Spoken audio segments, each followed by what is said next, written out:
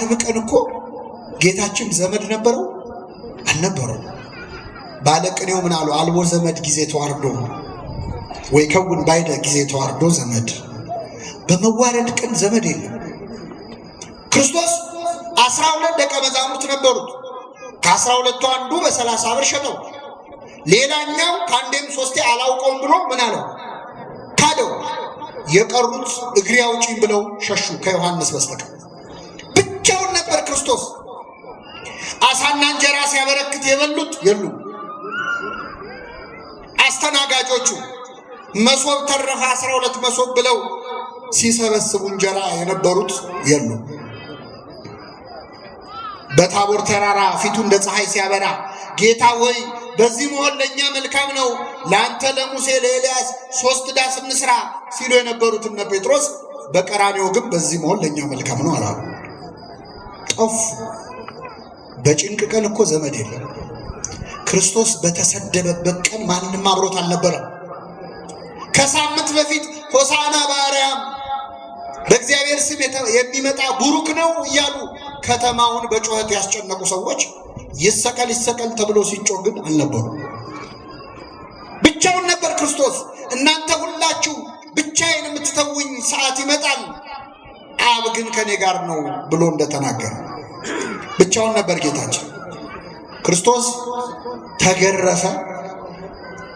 ወዲያውኑ 6 ሰዓት ተሰቅሎ 9 ሰዓት ሞተ። 3 ሰዓት ላይ ነው ያህል ነው መስቀል ላይ ቆየው። በነገራችን ላይ 3 ሰዓት ተሰቅሎ የሞተ ሰው የለም በታሪክ። 3 ቀን 4 ቀን ተንጠልጥለው ቆይተው ነው ሞተ። ጲላጦስ እኮ ሞተ ብለው ሲነግሩት ከመቼው ሞተ አለ። ክርስቶስ ቶሎ ለምን እንደሞተ ታውቃላችሁ? ከዛ በፊት 6666 ጊዜ ምን ብሏል? ተገርፎ።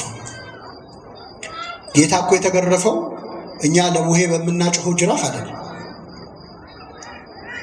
አውሳቢዎስ ዘቂሳርያ እንደጻፈው የቤተክርስቲያን ታሪክ ላይ ሮማውያን የሚገርፉበት መግረፊያ የሾለ አጥንት ያለበት እላዩ ላይ ሚስማርና የብረት ቁርጥራጭ ያለበት ነው መግረፊያ። ሰውነቱ ላይ ካረፈ በኋላ ሲነሳ ስጋውን እየነጨረ ነው። አንዳንዴ ብዙ ስጋ ይነጫል መግረፊያ። ይህ ጊዜ ገራፊዎቹ ስጋውን አራግፈው ነው ድጋሚ የሚገርፉት። ተጨነቀ፣ ተሰቃየ። የበግ ጠቦት በሸላቾቹ ፊት ዝም እንደሚል እንዲሁ አፉን አልከፈተም።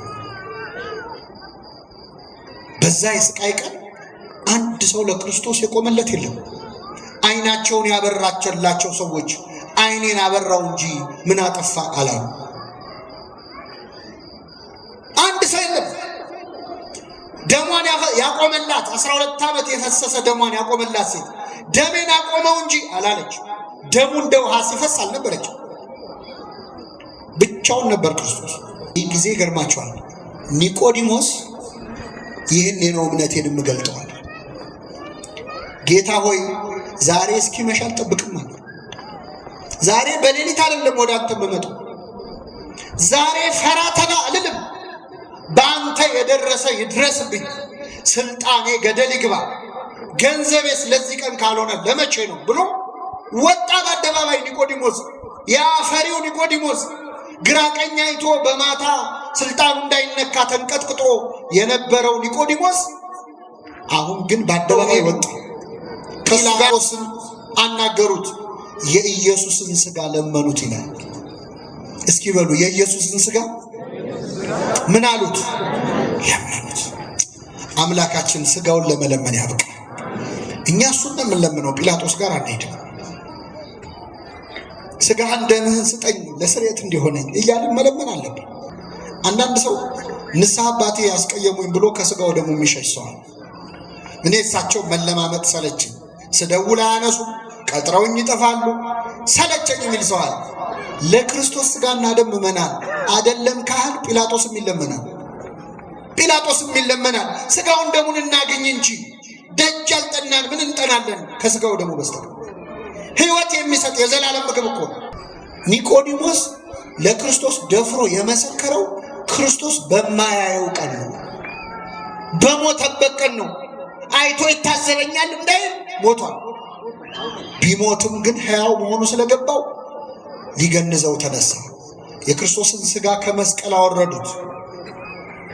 ቀይ ሥጋ ነበር የሚመስለው ዓርብ ዕለት ክርስቶስ። መልክና ውበት የለውም ያለው ኢሳይያስ። መልክም ውበት ብቻ ሳይሆን መልክም የለውም። የተሰቀለ ሥጋ ነው የሚመስለው ዓርብ ዕለት። አወረዱት ከመስቀሉ። ዮሴፍና ኒቆዲሞስ በክብር አስተኙት። ከዛ አጠቡት፣ ገነዙት። እንዴት አይነት ክብር ነው የክርስቶስን ሥጋና ደም መገነዝ፣ ሥጋውን መገነዝ! እንዴት ችለው ገነዙት! አይኑን እንዴት ከደኑት! አይን የሚያበራውን አምላክ አይን መክደን እንዴት አይነት ነገር! እጁ የሰለለችን ሰው የሚፈውሰውን እጁን አሰሩት። እግሩ ሽባ የሆነውን ሰው ተነስ ብሎ የሚያቆመውን እግሮቹን አሰሩት። የሚያስጨንቅ ነው። ዮሴፍና ኒቆዲሞስ ትልቅ ሰማዕትነት የሰሩት። በረከታቸው ይደርብን። ሙታንን የምታስነሳው ሆይ ሞትክን? ደከምከሉ መጽኔሆሙ ለድኩማን፣ ደካሞችን የምታጸናው ሆይ ደከምክን እያሉ እያለቀሱ ሲገንዙት እግዚአብሔር ገሰጻቸው። በመላእክቱም ይላል በመለኮቱም ይላሉ የኛ ሊቃውንት። እንዴት እንደ ሩቅ ብእሲ እንደተራሰው እያለቀሳችሁ ትገንዛላችሁ ተባሉ። ዓለም አቀፍ ጸሎት ሁሉም አብያተ ክርስቲያናት ምስራቁም ምዕራቡም ኢስተርኑም ካቶሊኩም ሁሉም የሚጸልየው ዓለም አቀፍ ጸሎት አለ። ኪዳን ላይ የምናደርሰው ቅዱስ እግዚአብሔር በሉ እስኪ፣ ቅዱስ ኃያል ቅዱስ ሕያው የማይሞት እያሉ እያለቀሱ ክርስቶስን ገነዙት። ሰሩበት መስሪያ ቤት፣ የምትማሩበት ትምህርት ቤት ውስጥ አምላካችሁን የሚነቅፉ ሰዎች የሉ አሉ? የሉም? ሃይማኖታችሁን የሚሳደቡ፣ ቅዳሴውን የሚነቅፉ፣ ታቦቱን የሚሳደቡ፣ ድንግል ማርያምን የሚሳደቡ፣ ቤተ ክርስቲያንን የክርስቶስ አካል የሆነች ቤተ ክርስቲያን የሚሳደቡ ሰዎች አሉ። ቁጭ ብለን ስድብ ለምን እንጠጣለን? ዝም ብሎ አምላኩ ሲሰደብ የሚሰማ ሰው እንዴት ያለ! አሁን እኛ ድሃው እየለመነ ረግጠን ገብተን ቤተ ክርስቲያን ገብተን ጧፍ እናበራለን፣ ሻማ እናበራለን። ድሃውን ዞር ብለን ካላየ ነው መተን ሻማ ብናበራ ያበራነውን ሻማ የድሃው እንባ ያጠፋዋል። የድሃው እንባ ውሃ ሆኖ ያጠፋዋል። መቅደሱን ብናስጌጥ ክርስቶስ ደጅ ወድቆ ምን ይሰማል? ቤታችን የማንለብሳቸው ልብሶች አሉ የተቀመጡ፣ ጊዜ አልፏባቸዋል፣ ፋሽኑ አልፏል። ይሄ እንኳን ይቀመጥ ለትዝታ ነው ብለን ያስቀመጥነው ልብስ አለ። ቤቴ ያስቀመጥካቸው ልብሶች የወንድምህ ልብሶች ናቸው። ጠግበህ የምትደፋው ምግብ የወንድምህ ራት ነበረ። ዛሬ በልቶ አመስግኖ ያድር ነበር። አንተ ጠግበህ የምትጥለው ምግብ የወንድምህ የክብር ምግቡ ነበር። አንዳንዴ ሲለምኑን ነዳያን ይሰለቸናል እኮ። አለማመናቸው ራሱ አይጥምም እንላለን። እንዴት ይለምኑን እስቲ እንዲጥመን? ጥጋባችን እኮ አለማመኑ ራሱ ለዛ ያለው ለዛ ያለው ልመና እንደሆነ ውስጥ የድምፅ ተሰጦ ውድድር አደረገው ነው። አጨቅጭቀኝ እንላለን። ቅዱስ ዮሐንስ አፈወርቅ ምን ይላል? ድሃው እየለመነ እየጨቀጨቀ ጥለኸው ከሄድ አንተም ክርስቶስን ስትጨቀጭቀው እንደዚህ ነው ጥሎ የሚሄደው። በስመ አብ ወወልድ ወመንፈስ ቅዱስ አሐዱ አምላክ እናማት በስመ አብ ወወልድ ወመንፈስ ቅዱስ አሐዱ አምላክ በስመ አብ ወወልድ ወመንፈስ ቅዱስ አሐዱ አምላክ አሜን። ክቡር አባታችን የዚህ ታላቅ ደብር አስተዳዳሪ፣ ክቡራን አበው ካህናት፣ ሊቃውንተ ቤተ ክርስቲያን፣ መምህራን፣ እንደዚሁም ዘማሪያን፣ ወንድሞች፣ እህቶች፣ አባቶች፣ እናቶች እንዲሁም ሕፃናት በዚህ ቅዱስ ስፍራ የተሰበሰባችሁ ሁላችሁ በእግዚአብሔር ሰላምታ እንደምናመሻችሁ አሜን። ምሕረት ቸርነቱን አብዝቶ እስከዚህች ሰዓት ያደረሰን በዕድሜያችን ላይ የዛሬዋን ዕለት ይችን ሰዓት የጨመረልን ቅዱስ ቃሉን እንድንሰማ ስሙን እየጠራን እንድናመሰግነው በቤቱ የሰበሰበን የአባቶቻችን አምላክ ልዑለ ባሕርይ እግዚአብሔር ስሙ የተመሰገነ ይሁን።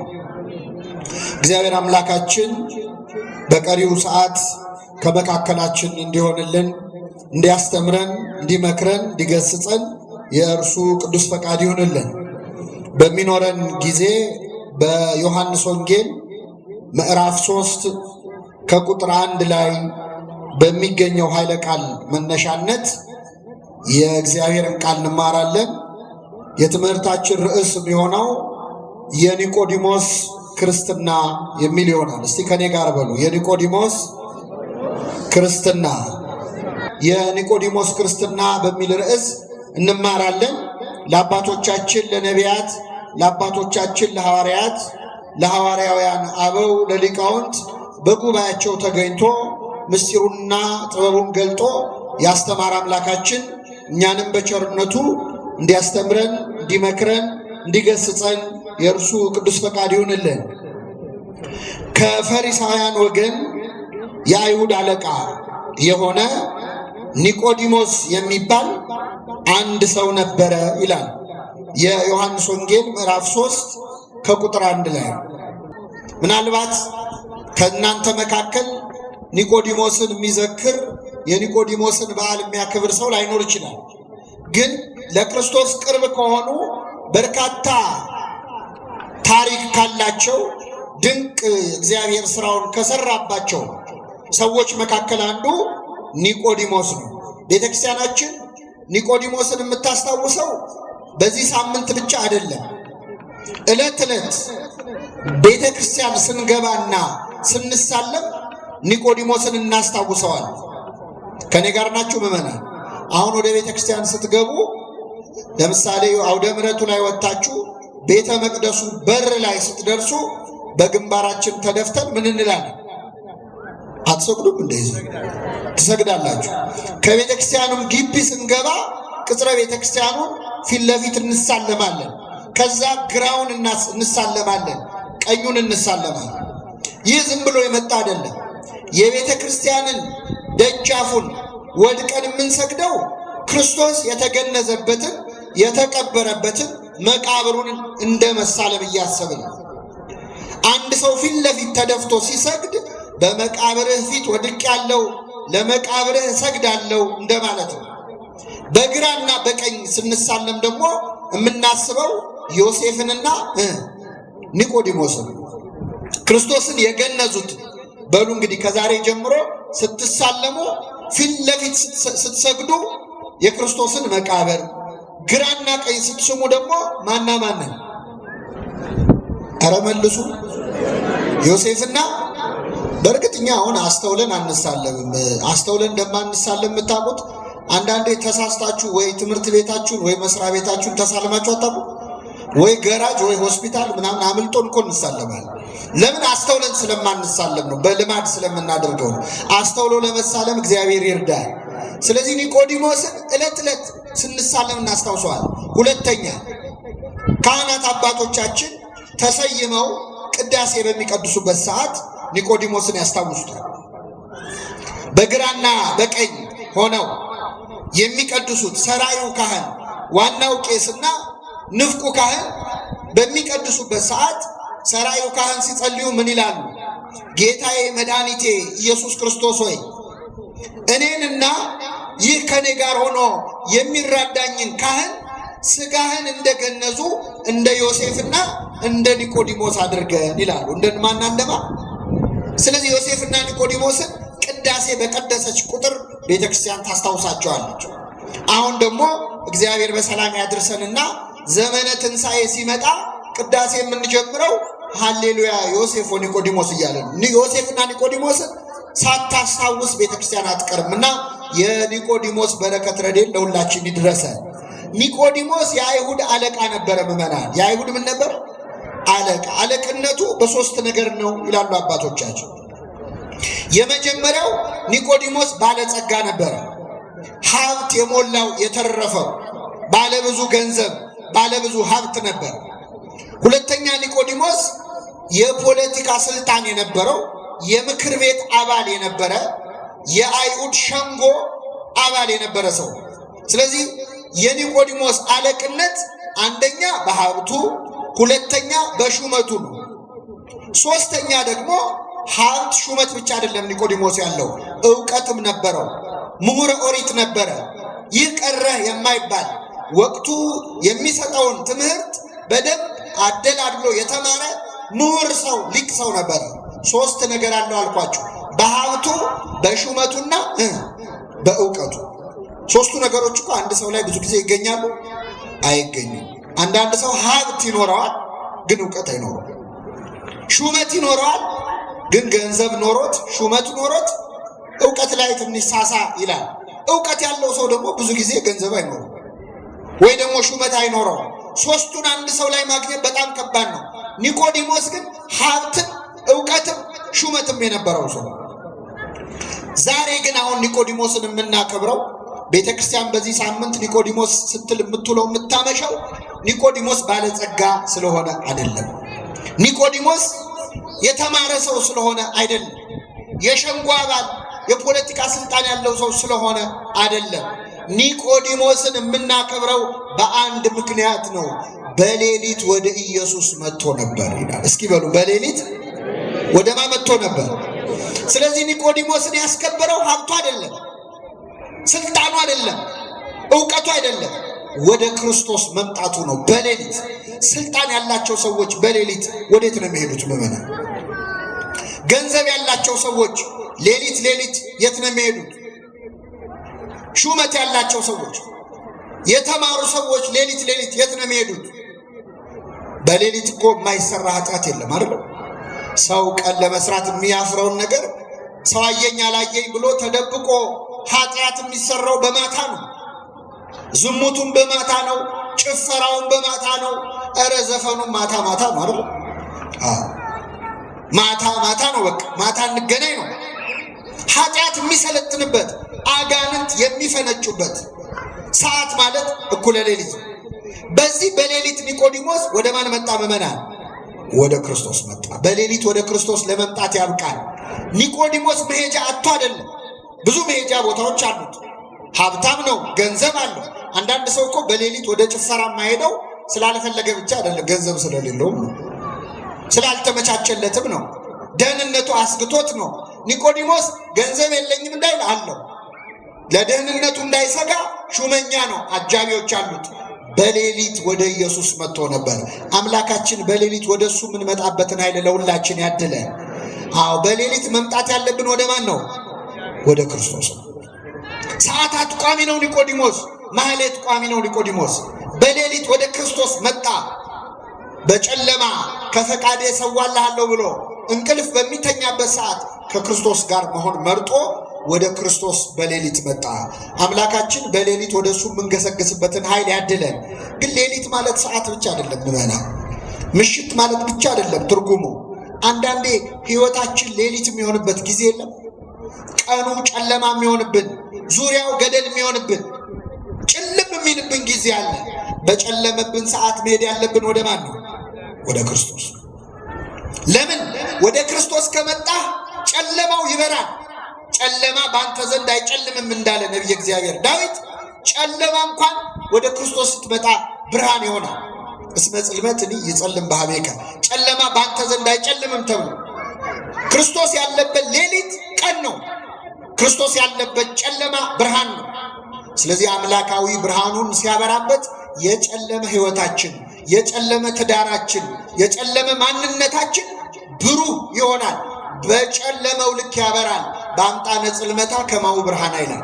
በጨለማዋ ልክ ነው ብርሃኗ የሚሆነው ይላል። እግዚአብሔር የጨለመብንን ብርሃናችንን በጨለማችን ልክ ያደርግልን። ኒቆዲሞስ በሌሊት ወደ ማን መጣ? ወደ ክርስቶስ መጣ። እንግዲህ ይህን ያህል ካመሰገንነው ደግሞ ትንሽ ወቀስ እናድርገው። መቼስ ኒቆዲሞስ በሌሊት የመጣው ወደ ክርስቶስ ነው፣ እናደንቀዋለን። ግን ይገርማቸዋል ምዕመናን፣ ኒቆዲሞስ በሌሊት ወደ ጌታ የመጣው ዋነኛ ምክንያት የመጣበት እዛ ጋር ጧፍ የምታድለው ወንድማችን እባክህ ትምህርት እስኪያልቅ ድረስ ቁጭ በል።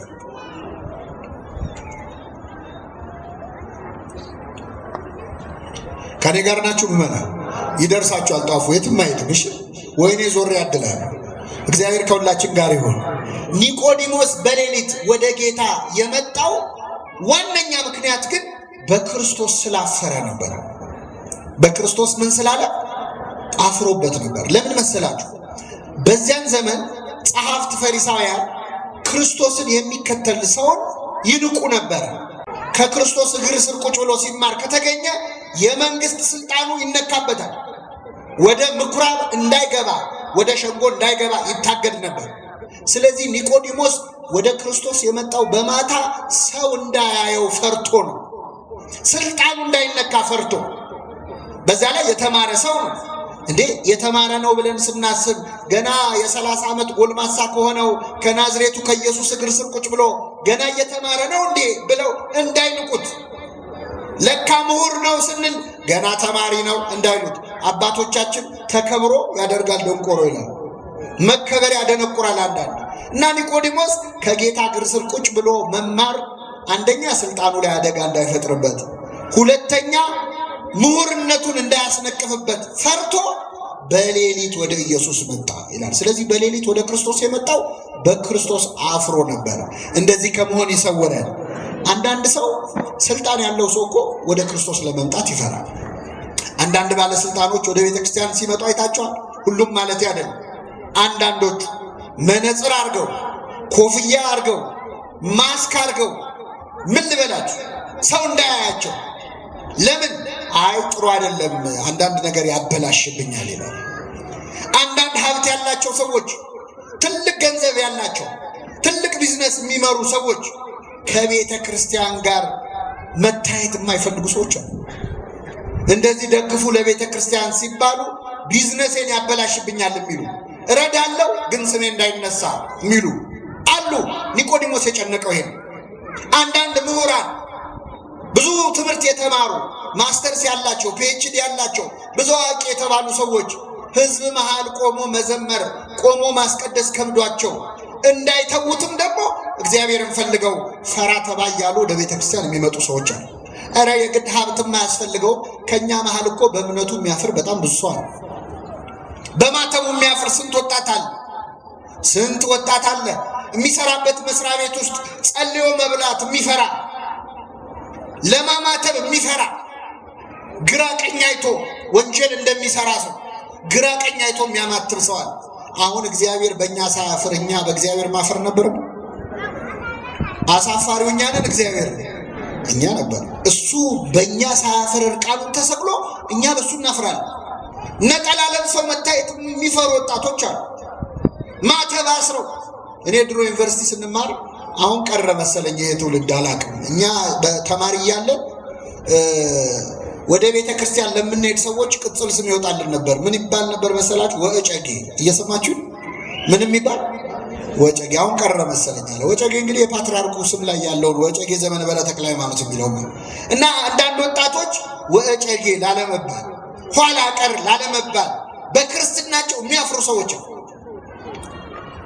ነጠላ ከቢሮ አሁን ወደ ቤተ ክርስቲያን የመጣ ሰው ወዴት ነው የምትሄጂው? ወዴት ነው የምትሄደው ሲባል እዚህ ደርሼ መጣሁ ይላል። ቤተ ክርስቲያን ላለ ማለት ነው። በሃይማኖታችን ከማፈር እግዚአብሔር በቸርነቱ ይጠብቃል። ስለዚህ ኒቆዲሞስ በሌሊት መጣ ወደ ክርስቶስ። መጣና ምን አለው መሰላችሁ? መምህር ሆይ እግዚአብሔር ከእርሱ ጋር ከሆነ በቀር አንተ የምታደርገውን ተአምር ሊያደርግ የሚችል እንደሌለ፣ ከእግዚአብሔር ዘንድ መምህር ሆነህ እንደመጣ እናውቃለን አለው።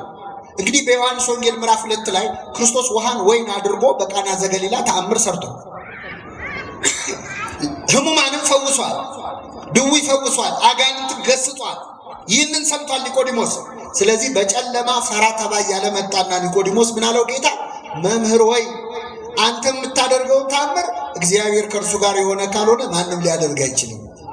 ከእግዚአብሔር ዘንድ መምህር ሆነህ እንደመጣ እናውቃለን አለው።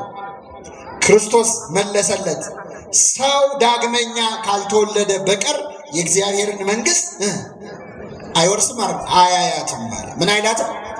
መውረሱን ተውት፣ ያቻትና ብሎ አያያትም ማለት። ሰው ዳግመኛ ምን ካላለ ካልተወለደ በቀር። ይገርማቸዋል። ኒቆዲሞስ ትልቅ ሰው ነኝ ምሁር ነኝ ብሎ ያስባል። ክርስቶስ ግን ገና መወለድ አለብህ። አልተወለድክም። እንደምታስበው ትልቅ ሰው አይደለም። እንደምታስበው ባለስልጣን፣ እንደምታስበው ምሁር፣ እንደምታስበው የሸንጎ አባል አይደለህም። ገና ልትወለድ ያስፈልጋል። ሰው ዳግመኛ ካልተወለደ በቀር የእግዚአብሔርን መንግሥት አያይም አለው። ኒቆዲሞስ ግራ ገባው። ምን ማለት ነው? ሰው ዳግመኛ ከሸመገለ በኋላ ወደ እናቱ ማህፀን ገብቶ ሊወጣና ሊወለድ ይችላል አለ። ትክክለኛ ጥያቄ ነው። ድጋሚ መወለድ እንዴት ነው አለ። ክርስቶስ መለሰለት ሰው ዳግመኛ ከውሃና ከመንፈስ እስኪ በሉ ከውሃና ከመንፈስ ካልተወለደ የእግዚአብሔር መንግስት ምን አይልም አያይም አለው። ከምንና ከምን ከአብራ ከመንፈስ ቅዱስ ከማህፀነ ዮርዳኖስ ብላ ተርጉሟለች ቤተክርስቲያናችን። መንፈስ ቅዱስን እንደ ወንድ ውሃውን እንደ ሴት አድርጋ ከአብራ ከመንፈስ ቅዱስ ከማህፀነ ዮርዳኖስ ካልተወለደ ወይ ካልተጠመቀ በቀር የእግዚአብሔርን መንግስት ሊያይ አይችልም አለው። አሁን ኒቆዲሞስ ጥያቄው ተመለሰለት አልተመለሰለት? ተመለሰለት። ሲመለስለት ግን ሌላ ጥያቄ ጠየቀ። ይህ እንዴት ሊሆን ይችላል? ይህ እንዴት ሊሆን ይችላል? የቅድሙ ጥያቄ ከእውቀት ማነስ ነው። ያሁኑ ግን ከእምነት ማነስ ነው። ቅድም እንዴት ሰው ድጋሚ እናቱ ማህፀን ውስጥ ከሸመገለ በኋላ ይገባል አለ። ጥሩ ጥያቄ ነው። ጌታ መለሰለት ከውሃና ከመንፈስ ነው አለው። አሃ ነው እንዴ? አልገባኝም ነበር አላለም ኒቆዲሞስ። እንዴት ሊሆን ይችላል? የመጀመሪያው ጥያቄ ከእውቀት ማነስ ነበር። ያሁኑ ግን ጥርጥር ነው፣ እምነት ነው ያነሰው፣ ክርክር ነው ያዘው። ለዚህ ነው እመቤታችንን ስናመሰግናት እንደ ኒቆዲሞስ ሳትከራከሪ እንደ ዘካርያስ ሳትጠራጠሪ ያመንሽ ብፅዕት ነሽ ነው። ክርክር ያዘ። ይህን ጊዜ ጌታ ገሰጸ። እግዚአብሔር እውቀት አንሶ ስትጠይቅ ይመልስልሃል፣ እምነት አንሶ ስትጠይቅ ግን ይገስጻል። ገሰጸው ኒቆዲሞስ። አንተ የአይሁድ መምህር ስትሆን ይህንን አታውቅምን አለው። ከኔ ጋር ናችሁ ምዕመናን? እስኪ በሉ አንተ የአይሁድ መምህር ስትሆን ይህን አታውቅም? አሁን እኮ ቁጣ ነው፣ ተግሳጽ ነው። ግን ዓለም ልሞ ገሰጸው ይላሉ አባቶቻችን። ምን ብሎ ገሰጸው? ዓለም ልሞ ማለት አንተ የአይሁድ ምን ስትሆን እንዴ? አንተ የተማርክ ሰው አይደለ እንዴ? ምሁር አይደለህ እንዴ? እንዴት ይሄ ጠፋሃል? ክርስቶስ የማያስተምረን ነገር የለም። ተግሳጽ ከፍቅር ጋር ሲሆን ተደማጭነት ይኖረዋል። አሁን እኛ ብንሆን ቀልቡን ነበር የምንገፋው አይደል? አንተም ብሎ መምህር ነበር የምንለው አይደል? ክርስቶስ ግን ምን አለው? አንተ የአይሁድ መምህር ስትሆን ይህንን አታውቅምን አለው። ንግግራችሁ በጨው እንደተቀመመ ይሁን ይላል። ብዙ ጊዜ እኛ ከሰው ጋር ማንግባባው ንግግራችን ውስጥ ፍቅር የለም። እስቲ አንድ ጥያቄ ልጠይቃችሁ፣ እየሰማችሁ ነው?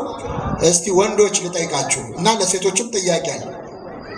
ወንድሞች ከዚህ ጉባኤ ስትወጡ አንድ ሰው መጥቶ ጠርቶ አንተ ውሻ ከሚልህና የኔ ውሻ ከሚልህ የቱ ይሻላል? እስቲ መልሱልኝ። ከአንተ ውሻና ከኔ ውሻ የቱ ይሻላል? አንተ ውሻ ካለን እናደዳለን አይደል? የኔ ውሻ ካሉንስ እንሽኮረመማለን፣ ራሳችንን እናካለን አይደል? ግን እኮ ሁለቱም ውሻ ነው። አንደኛው ላይ ፍቅር አለበት፣ ሌላኛው ላይ ግን ፍቅር የለበትም። ንግግር ፍቅር ሲኖርበት ይደመጣል። ተግሳጽም ቢሆን እንኳን አሁን ውሻ መባል ማን ይፈልጋል? የኔ ውሻ ሲባል ግን የማይሽኮረመም ሰው፣ የማይቅለሰለስ። እህቶቻችን ደግሞ ልጠይቃችሁ፣ ብዙ ጊዜ እናንተ ናችሁ ጫማም ልብስ የምታበዙት። ስለዚህ አሁን እንደው እዚህ መሀል ያላችሁ እህቶች ጫማ ቤት ሄዳችሁ ጫማ ሰፊው ጫማው ጠቦሻል ከሚልሽና እግርሽ ትልቅ ነው ከሚልሽ እስቲ መልሱልኝ፣ የቱ ይሻላል? ጫማው ምን ብሎሻል? ጫማው ለምንድን ነው የጠበበሽ? መልሱ እንጂ ግን አይባልም አይደል? አዎ ጫማው ጠቦሻል ካለ እውነትህን ነው ጠቦኛል ትላላችሁ። እግርሽ ትልቅ ነው ካለ ግን ይሄ ሰውዬ ስነ ስርዓት የለውም። ሁለተኛ አይደለም እንዴ? እንዴት ነው የሚናገረው? ይሰድበኛል እንዴ? ነው ንግግሩ አንድ ሆኖ ሳለ አነጋገራችን ግን እንዳንደመጥም እንድንደመጥም ያደርጋል። ንግግራችሁ በጨው እንደተቀመመ ይሁን አለ ቅዱስ ጳውሎስ ለክርስትና ልጁ ለጢሞቴዎስ። ስለዚህ ኒቆዲሞስን አለምልሞ ገሰጸው። በሉ እስኪ አለምልሞ። አሁን ሰው መቆጣት ከፈለጋችሁ መጀመሪያ ምስጋና ጀምሩ። በምስጋና ነው መጀመር። እንደውም ፈረንጆቹ ሳንድዊች የሚሉት ነገር አለ። እኛ ስንግ እንበለው መሰለኝ አይደል? ስንግ የሚባል ነገር አለ። ከላይ ምስጋና ታስገባና ከዛ መሃል ላይ በደንብ አድርገህ ሰውየውን ትናገረውና ከስር ደግሞ ዳቦውን ትጨምርበታል። እንቁላሉን እንዳታበዙት። ምን ማለት መሰላችሁ? የሆነን ሰው አመስግነኸው አንተ እኮ አሁን ልጆቻችሁን ስትናገሩ ጎበዝ ተማሪ አይደለሽ እንዴ? ስንት ነገር ታውቂ የለ እንዴ? እንዴት እንደዚህ ታረጋለሽ? እንዴት እንዲህ ታረጋለህ ካልናቸው መጀመሪያ ጆሮአቸው የሚሰማው ምኑን ነው? ምስጋናው። አንተ የአይሁድ መምህር ስትሆን ብሎ ነው ጌታ የጀመረው። አንተን ብሎ መምህር አላለው። አንተን ብሎ አዋቂ ይሄ እንዴት ይጠፋል አላለው። አንተ የአይሁድ መምህር ስትሆን እንዴት ይህን አታውቅ አለው። ከስጋ የተወለደ ስጋ ነው፣ ከመንፈስ የተወለደ መንፈስ ነው። እኔ ትወለዳለህ ድጋሚ ያልኩ ከስጋ አይደለም ከመንፈስ ነው። ነፋስ ወደ ወደደው ይነፍሳል፣ ከየት እንደሚመጣ ወዴትም እንደሚሄድ አታውቅም። መንፈስ ቅዱስም እንደዚህ ነው፣ በወደደው ሰው ላይ ያድራል፣ ልጅነት ይሰጣል። ሕፃኑ ሲጠመቅ ውሃ ውስጥ ገብቶ ሲወጣ ስናየው አናውቅም። መንፈስ ቅዱስ ግን መጥቶ ሕፃኑን ልጅ ያደርገዋል፣ የእግዚአብሔር ልጅ ያደርገዋል። ከወዴት እንደመጣ ወዴት እንደሚሄድ አታውቅም ብሎ ክርስቶስ ምስጢረ ጥምቀትን ዘርዝሮ ለኒቆዲሞስ አስተማረው። አሁን እንደው ዝም ብዬ ለፋው እንጂ በነገራችን ላይ ይህንን አሁን ያነበብኩትን ወንጌል እዚህ ቤተክርስቲያን ውስጥ ያላችሁ ሁላችሁ በሕይወታችሁ ለመጀመሪያ ቀን የሰማችሁት ወንጌል ነው። መቼ መሰላችሁ? በ40 እና በ80 ቀናችሁ ስትጠመቁ የተነበበው ወንጌል የዮሐንስ ወንጌል ምዕራፍ 3 የኒቆዲሞስ ታሪክ ነው። ከኔ ጋር ናችሁ? ትዝ አላችሁ? ለነገሩ ያን ቀን ቢዚ ነበራችሁ፣ ጡት እየጠባችሁ አይደል? አታስታውሱትም። እኛ ስጋችን ባያስታውስ ግን ነፍሳችን ታስታውሳለች። ይህንን ምዕራፍ አንብባ ነው ቤተክርስቲያን ልጆቿ ያደረገችን፣ የመንግስተ ሰማያት ዜግነት የሰጠችን። ሰው ዳግመኛ ከውሃና ከመንፈስ ካልተወለደ በቀር የእግዚአብሔርን መንግስት አያት። ስለዚህ ምዕመናን ኒቆዲሞስ ክርስትናው 3 ደረጃ ያለው ነው። የመጀመሪያው ደረጃ አሁን ያነበብኩላችሁ በክርስቶስ አፍሮ ክርስቲያን ሆኖ መታየት ፈርቶ የጌታ ተማሪ መባል አስጨንቆት ስልጣኑ እንዳይነካ ምሁርነቱ እንዳይነካ ፈርቶ በማታ መጣ። ትልቅ ሰው ነኝና ትልቅነቴ እንዳይነካ ብሎ በጨለማ መጣ። ክርስቶስ ትልቅ ነኝ ብሎ ለሚያስበው ኒቆዲሞስ ገና አልተወለድክም ብሎ ሸኘው ማለት አስተንፍሶ ሸኘው። ትቢቱ እግዚአብሔር እንዲህ ነው። ከፍ ብሎ የመጡትን ዝቅ ማድረግ ይችላል አይችልም? ይችላል። በትህትና መለሰው። በውዳሴ ከንቱ መጥቶ ነበረ፣ በትህትና መለሰው። እኔ ማነኝ አሰኝቶ ለካ ገና ልወለድ ያስፈልገኛል፣ ገና እኮ አልተወለድኩም፣ ምኑን ትልቅ ሰው ሆንኩ ብሎ በትህትና የክርስቶስን ክብሩን አውቆ እንዲመለስ አደረገው። በእምነታችን የምናፈር ፈራ ተባ የምንል ሰዎች ሃይማኖታችን ወንጌል ምዕራፍ 7 ላይ ዮሐንስ ወንጌል ምዕራፍ 7 ላይ ኒቆዲሞስ በአጠቃላይ ስሙ የተጻፈው ዮሐንስ ወንጌል ላይ ብቻ ነው። 3 የተጻፈው ዮሐንስ ወንጌል ምዕራፍ 3፣ ዮሐንስ ወንጌል ምዕራፍ 7፣ ከዛ ዮሐንስ ወንጌል ምዕራፍ 19 ላይ። ሁለተኛው ምዕራፍ 7 ላይ ምን ሆነ መሰላችሁ? ጸሐፍት ፈሪሳውያን ሊቃነ ካህናቱ እነ ሐና እነ ቀያፋ አንድ ነገር አደረጉ። ምን አደረጉ? የቤተ መቅደስ ጠባቂ ወታደሮች አሏቸው፣ የሮም መንግስት የሰጣቸው ጲላጦስ የመደበላቸው ቴምፕል ጋርድስ የሚባሉ የቤተ መቅደስ ጠባቂዎች እና እነዛን ወታደሮች ጠሯቸውና ሊቃነ ካህናቱ ሂዱና የናዝሬቱን ኢየሱስን አስራችሁ ይዛችሁልን ነው አሏቸው። እሺ ብለው ክርስቶስን ሊያስሩ ሰይፍ ይዘው ቆመጥ ይዘው ሰንሰለት ይዘው ወጡ። እነዚህ ወታደሮች ማንን ሊያስሩ አላችሁ? ማንን ሊያስሩ? አሁን ሊያስሩት ሲመጡ ጌታ እያስተማረ ነው። ክርስቶስ ሲያስተምር 5000 ሕዝብ ነው እንግዲህ የሚማረው። ብዙ ሺህ ሕዝብ ተሰልፎ ቁጭ ብሎ ይማራል። ግማሹ ቆሞ ግማሹ ቁጭ ብሎ። ክርስቶስ ቆሞ ያስተምራል። እነዚህ ወታደሮች አስራችሁ ተብለው መጡ። ሲመጡ እያስተማረ ነው። በቃ ትምህርቱን ይጨርስና እናስረዋለን ብለው ትምህርቱ እስኪያልቅ ድረስ እንማር ብለው ቁጭ አሉ። እነዚህ ወታደሮች ቁጭ ብለው ሲማሩ ክርስቶስ ሲያስተምር፣ እነሱ ሲማሩ ክርስቶስ ሲያስተምር በትምህርቱ ተመስጠው ለምን እንደመጡ ረሱት። ይገርማቸዋል። ማን ሲያስተምር ሰምተው? የክርስቶስ ትምህርት እንዴት ያለ ነው ማለት ነው። እንኳን የእሱን ትምህርት የእኛን የኃጢአተኞቹን ትምህርት የቁጭ ብላችሁ እየሰማችሁ ነው። የጌታ ትምህርት እንዴት ያለ ነው። የእግዚአብሔርን ቃል ከእግዚአብሔር መስማት እንዴት ያለ ነው። የእሱ ቃል እኮ የራሱ የእግዚአብሔር ቃል ነው። ከእግዚአብሔር አፍ የሚሰራ ኃይል ያለው በቅድስና በፍጹምነት የሚነገር ቃል ይሰራል። አምላካችን በእውነት በሰማይ ድምፁን ለመስማት ያብቅ። ብፁዕ ቅዱስ አቡነ ሽኖዳ የተባሉ የግብፅ ፓትርያርክ ምን ነው ዛሬ ዓለምን ያጥለቀለቀው የድምፅና የቪዲዮ መቅረጫ ምን ነው ጌታ በኖረ ጊዜ በነበረ ኖሮ ምን ነው ድምፁን ተቀርጾ በሰማ ነው አሉ። ብንሰማው በእውነት የክርስቶስን ድምፅ መስማት ትልቅ ነገር እኮ። አልዓዛር ውጣ ሲል ይወጣል ሙቱ። አቤት ስንት ሙት አሰምተን እናስነሳበት ነበር ድምፁ። ይሰራል እኮ የሱ ድምፅ። ቁጭ ብለው ትምህርቱን ሲሰሙ እነዚህ ወታደሮች ሰንሰለት ይዘው እኮ ነው የመጡት ሊያስሩት፣ ረሱት። ከዛ አስተምሮ ሲጨርስ በሰላም ግቡ ሲባል አሜን ብለው ወደ ቤታቸው ሄዱ። ምን ሊያረጉ ነው የመጡት? ሊያስሩት። ከዛ ጻፎች ፈሪሳውያን ሲያዩአቸው ባዶ እጃቸውን መጡ። የት አለ አሏቸው። ማ አሉ። እንዴ አስራችሁ ይዛችሁ ማለት ነው የተባላችሁት አሉ። አይ እኛ እስከ ዛሬ እንዲህ ያስተማረ ሰው አይተን አናውቅ፣ እንዲህ ያለ መምህር አይተን አናውቅ። እሱን የሚመስል መምህር የለም እኮ። እንዳንተ ያለ አስተማሪ ማን ነው ብሏል ኢዮብ ጻድቁ። እንደሱ ያለ መምህር አይተን አናውቅ አሉ። አሁን ጻፍት ፈሪሳውያን ተናደዱ። አስራችሁ የተባሉ ጭራሽ ሐዋርያ ሆነው ሊሰብኩ ነው። እንደሱ ያስተማረ የለም ይላል። ተናደዱና ምን አሉ? የሱን ትምህርት እኮ የወደዳችሁት እናንተ የተማራችሁ ስላልሆናችሁ ነው፣ ያልተማህይም ስለሆናችሁ ነው። የተማራችሁ ብትሆኑ ትምህርቱን አትወዱትም። እስቲ አንድ የተማረ ሰው፣ አንድ እንደው ደህና የተማረ ሰው የሱን ትምህርት ቁጭ ብሎ ሲማር አይታችሁ ታውቃላችሁ አሉ። የሱን ትምህርት ቁጭ ብሎ የተማረ ሰው አለ? የለም። መልሱልኝ። ማ አይሰማም። ይገርማችኋል። ኒቆዲሞስ ይሄ ወሬ ሲወራ እዛ ቆሟል። አንድ የተማረ ሰው አለ ወይ የሱን ትምህርት ቁጭ ብሎ የተማረ ሲባል ኒቆዲሞስ ቆሟል እዛ። ኧረ እኔ ያለው ተምሬያለሁ እንዳይል ፈራ። የተማረው በሌሊት ነው አይደል? ተደብቆ የተማረውን ሊያጋልጦ ነው። ስለዚህ እኔ ያለው ማለት ፈራ። ዝም እንዳይል ደግሞ ቆጭ። እንዴ እንዲማ ሲባልማ ዝም ብዬ አልሰማም፣ ከነከረ። ከዛ እጁን አወጣ። እዚህ ላይ አንድ አስተያየት አለኝ። ምንድን ነው አሉት። እሱ እንግዲህ ተራሱ አይደለም የተማረ ሰው ነው። ተናገር ሲሉት ወታደሮቹ ሄደው የተማሩትን ትምህርት እኛ ሄደን አልሰማንም። ክርስቶስ ምን እንደተናገረ አላየን። ባላየነው ነገር እንድንፈርድ ሕጋችን ይፈቅዳል ወይ አለ። ከኔ ጋር ናችሁ? ባላየነው እንድንፈርድ በሉ እስኪ።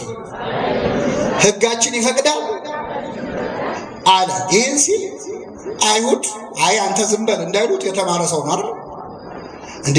በቃ መጽሐፉ ምን እንደሚል ሄደ ወደ ቤት መርምር፣ እኛ ምን መረምራለን አሉ። ስብሰባው ተበተነ ይላል። ኒቆዲሞስ ደፍሮ ለክርስቶስ መመስከር ቢያቅተው ስብሰባውን በተኑ። ይሻላል አይሻልም? ከቅድሙ ፍራቻ አሁን አይሻልም? ፈራ ተባ። ይሄ ማለት ምን መሰላችሁ? አሁን እዚህ መሀል ያላችሁ ሰዎች የምትሰሩበት መስሪያ ቤት፣ የምትማሩበት ትምህርት ቤት ውስጥ አምላካችሁን የሚነቅፉ ሰዎች የሉ አሉ? የሉም? ሃይማኖታችሁን የሚሳደቡ፣ ቅዳሴውን የሚነቅፉ፣ ታቦቱን የሚሳደቡ፣ ድንግል ማርያምን የሚሳደቡ፣ ቤተ ክርስቲያንን የክርስቶስ አካል የሆነች ቤተ ክርስቲያን የሚሳደቡ ሰዎች አሉ። ከቻላችሁ ደፍራችሁ መልስ ስጧቸው፣ በእውቀት አሸንፏቸው። እውቀት ከሌላችሁ ግን ቢያንስ ስብሰባውን በትኑት። ይቻላል አይቻልም? እንደው መስሪያ ቤት ገብታችሁ ትምህርት መስጠት ካቃታችሁ ቢያንስ ስብሰባ በቤት ያቅታችኋል። ኒቆዲሞስ አንቀጽ ጠቀሰ። ሕጋችን ይፈቅዳል እንዴ ብሏል። የምትሰሩበት መስሪያ ቤት ሃይማኖት ላይ የማይሆን ነገር የሚናገር ሰው ካለ ከቻላችሁ መልሱ፣ ካልቻላችሁ ግን አንቀጽ ጥቀሱ። እንዴ እኮ መስሪያ ቤት ነው፣ የሥራ ቦታ እኮ ነው። የድርጅቱ ሕግ ይፈቅዳል እንዴ ማለት ያቅታቸው? አቅተም እንዴ እዝባር 8 ቁጥር 9 ላይ ማለት ያቅታቸው? የሰራተኛ ደንብ ላይ እኮ አይፈቅድም ማለት ይቻላል። ቦታው አይደለም ይሄ፣ የስብከት ቦታ አይደለም። እንከባበር ማለት ይቻላል። ኒቆዲሞስ ያደረገው ይሄንን መመስከር ቢያቅተው ግን ቢያንስ ዝም አለ። ቁጭ ብለን ስድብ ለምን እንጠጣለን? ዝም ብሎ አምላኩ ሲሰደብ የሚሰማ ሰው እንዴት ያለ ምንም የማይመስለው ሰው አለ። እንደዛ አይደለም። ተው ማለት አለበት ወይ አልሰማም ማለት አለበት። ፈቃደኛ አይደለሁም ምን ማለት አለ። ኒቆዲሞስ ይህንን አደረገ። ክርስትናው ቀስ እያለ አደገ። አላደገ? አደገ። እንደ ኒቆዲሞስ ለማደግ ያብቃል። በጨለማ ጀመረው፣ ከዛ ፈራ ተባ እያለ ትንሽ መሰከረ። ሶስተኛው ኒቆዲሞስን የምናገኘው የዮሐንስ ወንጌል ምዕራፍ 19 ላይ ኒቆዲሞስ ወደ ፍጹምነት የደረሰበት የበቃበት ክርስትናውን በአደባባይ የገለጸበት ቀን ጌታችን መድኃኒታችን ኢየሱስ ክርስቶስ በተሰቀለበት በዕለተ ዓርብ ነው። በዕለተ ዓርብ ክርስትናውን ገለጸ። አይገርማችሁ? ዓርብ ቀን እኮ ጌታችን ዘመድ ነበረው አልነበረው? ባለቅኔው ምን አሉ? አልቦ ዘመድ ጊዜ ተዋርዶ ወይ ከውን ባይደ ጊዜ ተዋርዶ ዘመድ። በመዋረድ ቀን ዘመድ የለም። ክርስቶስ 12 ደቀ መዛሙርት ነበሩት። ከ12ቱ አንዱ በ30 ብር ሸጠው፣ ሌላኛው ከአንዴም ሶስቴ አላውቀውም ብሎ ምን አለው? ካደው። የቀሩት እግሬ አውጪኝ ብለው ሸሹ ከዮሐንስ በስተቀር። ብቻውን ነበር ክርስቶስ። አሳና እንጀራ ሲያበረክት የበሉት የሉም። አስተናጋጆቹ መሶብ ተረፈ 12 መሶብ ብለው ሲሰበስቡ እንጀራ የነበሩት የሉም። በታቦር ተራራ ፊቱ እንደ ፀሐይ ሲያበራ ጌታ ሆይ በዚህ መሆን ለኛ መልካም ነው፣ ለአንተ ለሙሴ ለኤልያስ 3 ዳስ እንስራ ሲሉ የነበሩት እነ ጴጥሮስ በቀራንዮ ግን በዚህ መሆን ለኛ መልካም ነው አላሉ። ጠፉ። በጭንቅ ቀን እኮ ዘመድ የለም። ክርስቶስ በተሰደበበት ቀን ማንም አብሮት አልነበረም። ከሳምንት በፊት ሆሳዕና በአርያም በእግዚአብሔር ስም የሚመጣ ቡሩክ ነው እያሉ ከተማውን በጩኸት ያስጨነቁ ሰዎች ይሰቀል ይሰቀል ተብሎ ሲጮህ ግን አልነበሩ። ብቻውን ነበር ክርስቶስ። እናንተ ሁላችሁ ብቻዬን የምትተውኝ ሰዓት ይመጣል፣ አብ ግን ከኔ ጋር ነው ብሎ እንደተናገረ ብቻውን ነበር ጌታችን። ክርስቶስ ተገረፈ። ወዲያውኑ 6 ሰዓት ተሰቅሎ 9 ሰዓት ሞተ። 3 ሰዓት ላይ ነው ያህል ነው መስቀል ላይ ቆየው። በነገራችን ላይ 3 ሰዓት ተሰቅሎ የሞተ ሰው የለም በታሪክ። 3 ቀን 4 ቀን ተንጠልጥለው ቆይተው ነው የሚሞቱት። ያን ቀን እንደውም ሰንበት ስለሆነ ከጌታ ግራ ቀኝ የተሰቀሉትን እግራቸውን ሰበሯቸው። እግሩ የተሰበረ ሰው ቀና ብሎ መተንፈስ ስለማይችል ትንፋሽ አጥሮት ይሞታል። ስለዚህ ክርስቶስ የሞተው በ3 ሰዓት መሆኑ ታይቶ ተሰምቶ የማይታወቅ። እንዴት ሞተ? ጲላጦስ እኮ ሞተ ብለው ሲነግሩት ከመቼው ሞተ አለ። ክርስቶስ ቶሎ ለምን እንደሞተ ታውቃላችሁ? ከዛ በፊት 6666 ጊዜ ምን ብሏል? ተገርፎ። ጌታ እኮ የተገረፈው እኛ ለቡሄ በምናጭኸው ጅራፍ አይደለም። አውሳቢዎስ ዘቂሳርያ እንደጻፈው የቤተክርስቲያን ታሪክ ላይ ሮማውያን የሚገርፉበት መግረፊያ የሾለ አጥንት ያለበት እላዩ ላይ ሚስማርና የብረት ቁርጥራጭ ያለበት ነው መግረፊያ። ሰውነቱ ላይ ካረፈ በኋላ ሲነሳ ስጋውን እየነጨ ነው። አንዳንዴ ብዙ ስጋ ይነጫል መግረፊያ። ይህ ጊዜ ገራፊዎቹ ስጋውን አራግፈው ነው ድጋሚ የሚገርፉት። ተጨነቀ፣ ተሰቃየ። የበግ ጠቦት በሸላቾቹ ፊት ዝም እንደሚል እንዲሁ አፉን አልከፈተም። በዛ የስቃይ ቀን አንድ ሰው ለክርስቶስ የቆመለት የለም። አይናቸውን ያበራቸላቸው ሰዎች አይኔን አበራው እንጂ ምን አጠፋ አላሉ። አንድ ሰው የለም። ደሟን ያቆመላት 12 ዓመት የፈሰሰ ደሟን ያቆመላት ሴት ደሜን አቆመው እንጂ አላለች። ደሙ እንደ ውሃ ሲፈስ አልነበረች። ብቻውን ነበር ክርስቶስ። ከ3 ሰዓት በኋላ ግን ነፍሱን ሰጠ።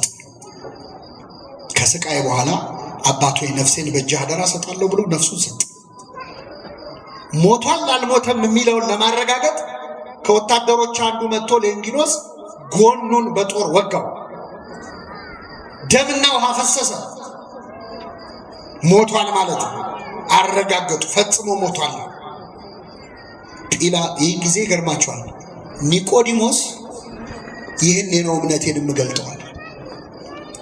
ጌታ ሆይ ዛሬ እስኪመሽ አልጠብቅም አለ። ዛሬ በሌሊት አይደለም ወደ አንተ የምመጣው። ዛሬ ፈራተና አልልም። በአንተ የደረሰ ይድረስብኝ፣ ስልጣኔ ገደል ይግባ፣ ገንዘቤስ ለዚህ ቀን ካልሆነ ለመቼ ነው ብሎ ወጣ በአደባባይ። ኒቆዲሞስ ያ ፈሪው ኒቆዲሞስ ግራ ቀኝ አይቶ በማታ ስልጣኑ እንዳይነካ ተንቀጥቅጦ የነበረው ኒቆዲሞስ አሁን ግን በአደባባይ ወጣ። ከሱ ጋር ሌላ የአርማትያ ሰው ዮሴፍ የሚባል ሰው ነበር። ቅድም ኒቆዲሞስ ሲናገር መምህር ሆይ ከእግዚአብሔር ዘንድ ተልከህ እንደመጣህ እናውቃለን ብሎ ነበር። እናውቃለን በሉ እስኪ። ስለዚህ ብዙ ናቸው ማለት ነው በጌታ ያመኑ የተደበቁ አሉ። ዮሴፍ ዘአርማትያና ኒቆዲሞስ አብረው ሄዱ። ጲላጦስን አናገሩት። የኢየሱስን ሥጋ ለመኑት ይላል። እስኪ በሉ የኢየሱስን ሥጋ ምን አሉት? ለመኑት። አምላካችን ሥጋውን ለመለመን ያብቃ። እኛ እሱን ነው የምንለምነው፣ ጲላጦስ ጋር አንሄድም። ሥጋህን ደምህን ስጠኝ ለስርየት እንዲሆነኝ እያልን መለመን አለብን። ለምኑት ሥጋውን እንዲሰጣችሁ ደሙን እንዲሰጣችሁ። ትልቁ ጸሎት ኒቆዲሞሳዊ ጸሎት ሥጋውን ደሙን መለመን ነው። እነሱ ሄደው ለመኑት፣ እባክህ ስጠን። እነዚህ ባለጸጎች ሀብት እንዳይለምኑ ሀብት አላቸው፣ ስልጣን እንዳይለምኑ ስልጣን አላቸው። አንፈልግም ከሀብት በላይ ሀብት፣ ከስልጣን ላይ በላይ ስልጣን የሆነውን ሥጋውን ስጠን ብለው ለመኑት። አንዳንድ ሰው ንስሐ አባቴ ያስቀየሙኝ ብሎ ከሥጋው ደሙ የሚሸሽ ሰዋል። እኔ እሳቸው መለማመጥ ሰለችኝ፣ ስደውል አያነሱም፣ ቀጥረውኝ ይጠፋሉ፣ ሰለቸኝ የሚል ሰዋል።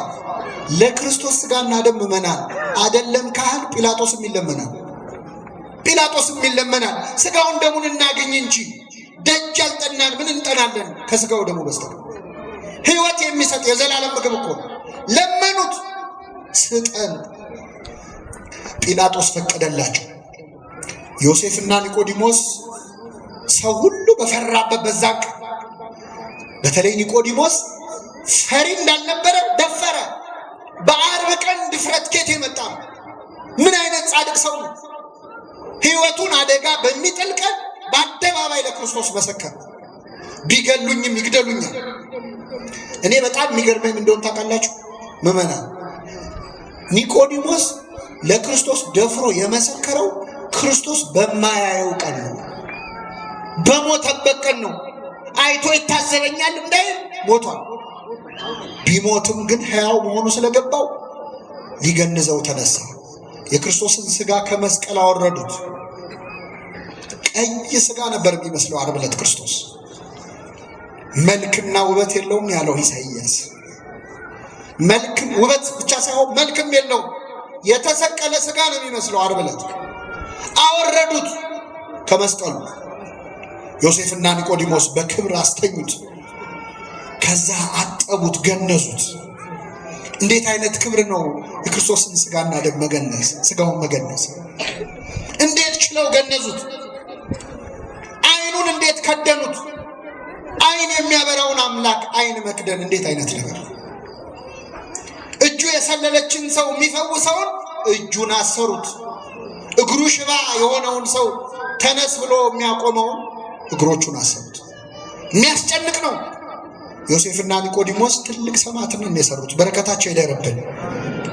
ዮሴፍ አዲስ መቃብር፣ የቤተሰቡ መቃብር አትክልት ያለበት ንጹህ ቦታ ላይ እዛ ነው የሚቀበረው፣ ሌላ ቦታ አይሄድም ብሎ አዲስ መቃብር አዘጋጀለት። ኒቆዲሞስስ ውድ ሽቱ፣ ውድ ቅመማ ቅመም ገንዘቡን አውጥቶ ገዛ። ምን ያደርጋል ገንዘብ የለሱ ካልሆነ? ያቺ ሴት ሽቶ አምጥታ ጌታ እግር ስር አፍስሳል ነበር። ኒቆዲሞስ ደግሞ ከሞተ በኋላ ሽቶ አፈሰሰለት። ምን ያደርግልኛል ገንዘቤ ብሎ ከሱ አይበልጥም ብሎ ስልጣኑንም አደጋ ላይ ጣለ፣ ገንዘቡንም በተነ። በክርስቶስ ላይ ውድ ሽቶ አድርገው የእሬት ቅልቅል አድርገው ሥጋውን አጥበው ገነዙት። ሞትከኑ መንሥኤሆሙ ለሙታን፣ ሙታንን የምታስነሳው ሆይ ሞትክን።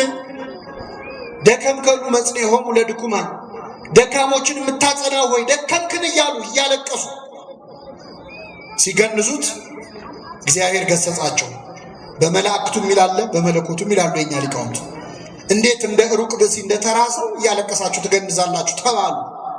ዓለም አቀፍ ጸሎት ሁሉም አብያተ ክርስቲያናት ምስራቁም ምዕራቡም ኢስተርኑም ካቶሊኩም ሁሉም የሚጸልየው ዓለም አቀፍ ጸሎት አለ። ኪዳን ላይ የምናደርሰው ቅዱስ እግዚአብሔር በሉ እስኪ፣ ቅዱስ ኃያል፣ ቅዱስ ሕያው፣ የማይሞት እያሉ እያለቀሱ ክርስቶስን ገነዙት። ገንዘው አጥበው ብቻውን የነበረውን ክርስቶስ ዘመድ ሆኑት። አይገርም? አለበሱት። ከዛ በአዲስ መቃብር ቀበሩት። እንዴት አይነት ጸጋ! የሚገርመው አሁን እንደው በዛ ዘመን ብኖር ብላችሁ አታስቡ?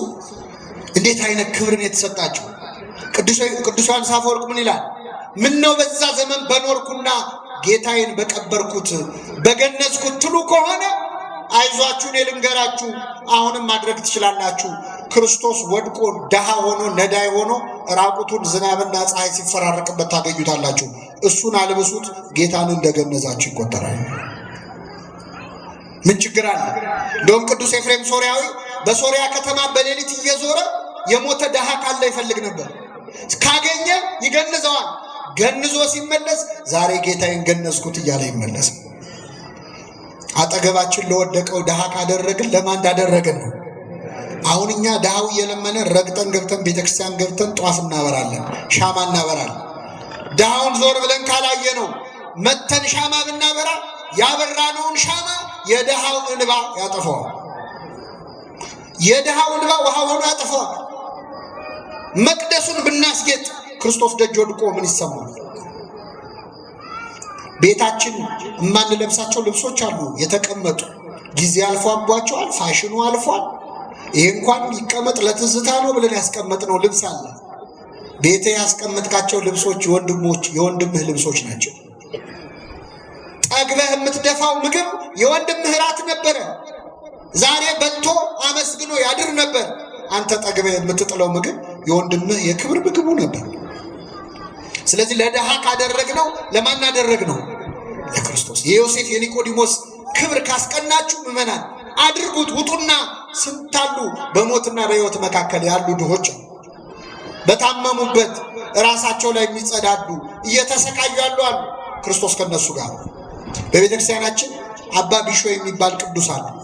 ማን አልኳችሁ? ቅዱስ ቢሾይ እና ቅዱስ ቢሾይ አገልግሎቱ ምን ነበር መሰላችሁ? ዝም ብሎ የመጣ ሄደውን ገዳም ሊሳለም የመጣ ሄደውን እንግዳ እግር ያጥብ ነበር።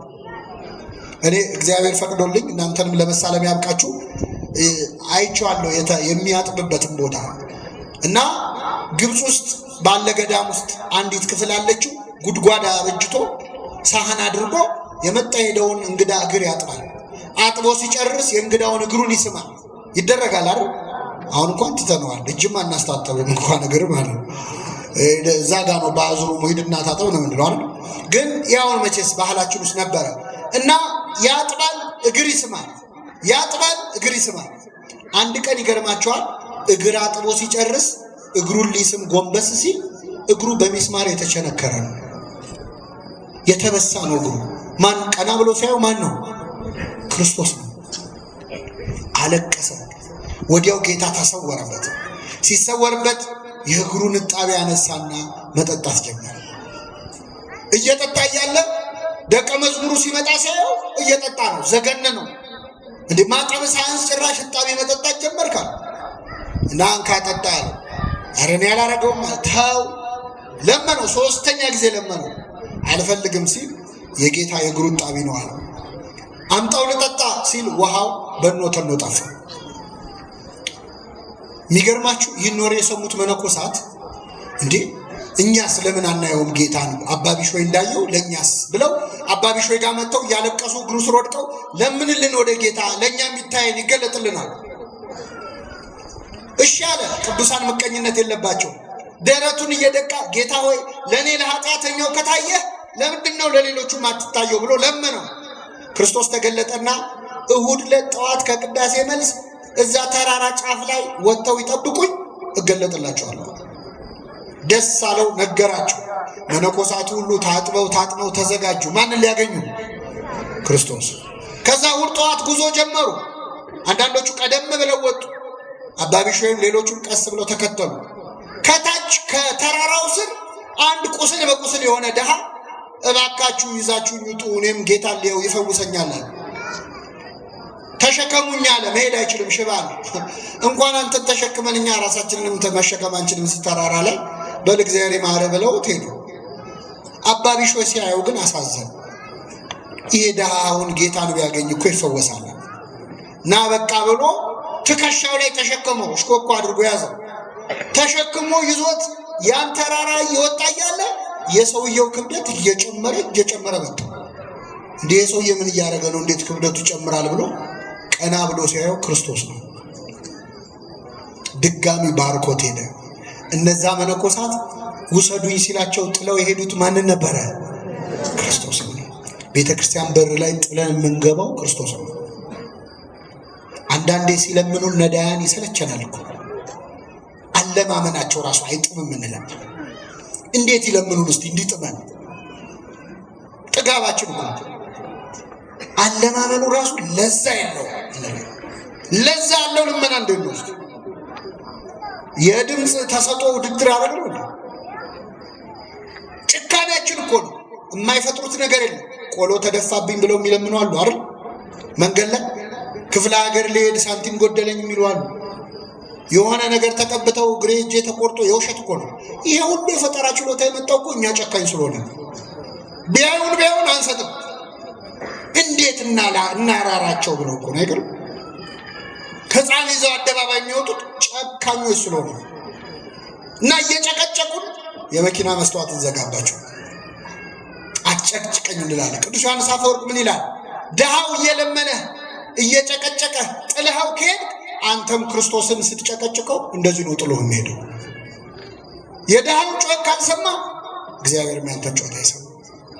ዮሴፍና ኒቆዲሞስ ክርስቶስን ገንዘው ያሳዩን አጠገባችን ያለውን ጌታ እንድንገንዝ ነው።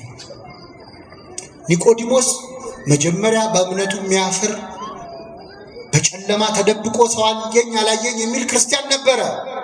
በኋላ ግን ፈራ ተባ ያለ መመስከር ጀመረ። መጨረሻ ላይ ግን እስከ ሰማዕትነት ድረስ ደፍሮ ሐዋርያት ያልሰሩትን ስራ ሰርቶ ጌታውን አከበረ። የሕግ መምህር በሉ እስኪ በረከት ይሰጣል። ኒቆዲሞስ መምህር ሕግ ነው፣ የሕግ መምህር ነው። በረከቱን ያድለን። ወይሐውር እምኃይል ውስተ ኃይል፣ ከኃይል ወደ ኃይል ይሄዳል ይላል። ኒቆዲሞስ እያየነው ከኃይል ወደ ኃይል ሄደ። ከፍርሃት ወደ ድፍረት፣ ከዝምታ ወደ ምስክርነት እስከ ሰማዕትነት ተጋድሎ ክርስቶስን ያገለገለ ነው። እንደ ኒቆዲሞስ የሚያድግ ክርስትና ለሁላችን ያድለን። የሰማነውን በልቡናችን ያሳድር።